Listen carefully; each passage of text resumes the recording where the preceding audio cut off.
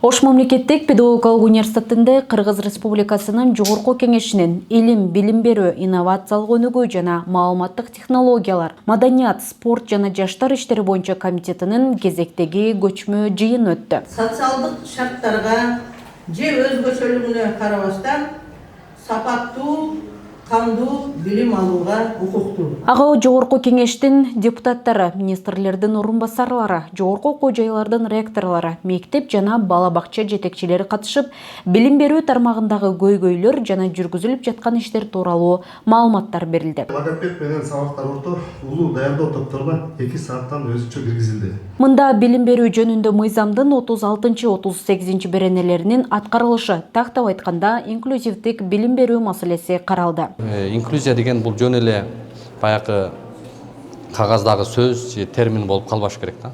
Бул реалдуулукта, ал жашоодо орду болуш керек.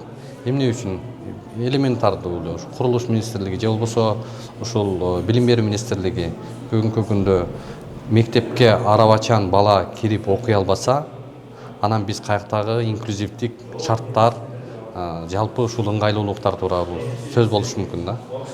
Анан эң негизгиси бүгүнкү күндө ушул инклюзивдик билим берүүдө чоң мүчүлүштүктөр болуп атат. Элестетиңиз, бир логопед Лейлек району боюнча бир логопед. Канча айыл өкмөт бар Лейлекте? Каракулжада канча логопед бар? Канча айыл өкмөт?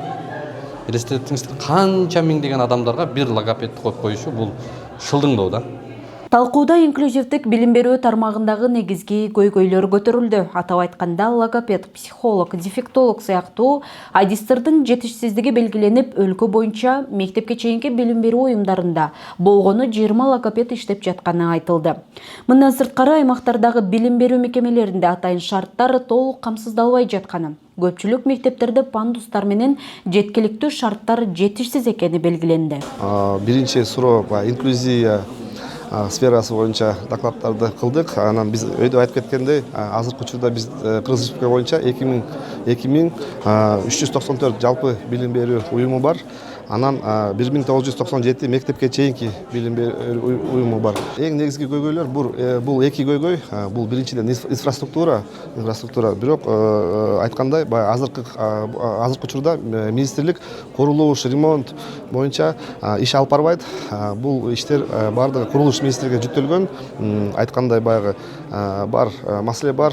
Пандустар боюнча жана мисалы столовый жана ашканалар, спортзалдар биринчи этажда болуш керек негизи. Бул боюнча быйылдан баштап биз сунуш берип атабыз. Жаңы курулуп жаткан мектептерде сөзсүз түрдө ушул маселе жана инфраструктуралык проблемалар каралсын депчи. Экинчи маселе бул кадрдын жетишсиздиги. Азыр эми өзүңүздөр билгендей, мына 1 апрелден баштап айлыктар көтөрүлдү. Ошол мен азыр тактап атам, 35 миңден 55 миңге чейин жана логопеддер алып калды. Көйгөй ошондой болчу, 12 миң, 15 миң айлыктар аз болуп, баягы биринчиден жетишпейт, экинчиден барбайт да. Мамлекеттик билим берүү уюмдарына азыр болсо, айлык көтөргөндөн биз ойлоп атабыз, ушул именно логопед психологдордун саны өсөт деп. Ошто, Кара Сууда, Лейлекте, Каракулжада канча логопед бар? Ошондой эле 2020-2036 жылдарга карата инклюзивдик билим берүүнү өнүктүрүүнүн мамлекеттик программасын иштеп чыгуу, билим берүү мекемелеринин материалдык техникалык базасын жакшыртуу жана адистердин штаттык бирдиктерин көбөйтүү боюнча бир катар сунуштар айтылды.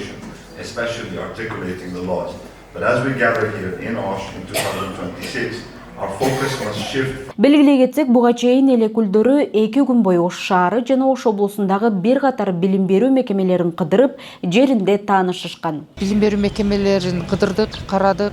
Негизги маселе бул инклюзивдик билим берүү боюнча мыйзам аткарылып жатабы, кандай маселелер болуп жатат. Ошондой эле биздин технопарк боюнча мыйзамдын аткарылышы, зордук зомбулукту алдын алуу боюнча жүргүзүлүп жаткан иштер, маселелер болчу.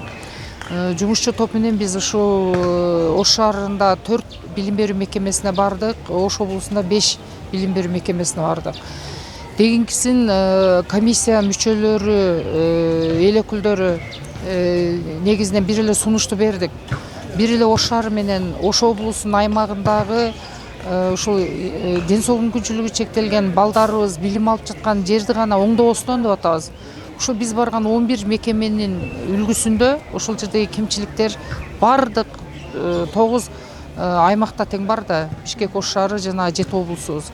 Ошолор боюнча жалпы эле бир программа кабыл алынып, ошол программанын негизинде министрлер кабинетине сунуштап жатабыз. Бир 5 жылдык мөөнөткө программа кабыл алынып, ошол эле программанын алкагында бардык имараттарды, инфраструктураны оңдобосок болбойт деп. Кулпунай Мамасалиева, Нурислам Закиров, Ошемпу жаңылыктары.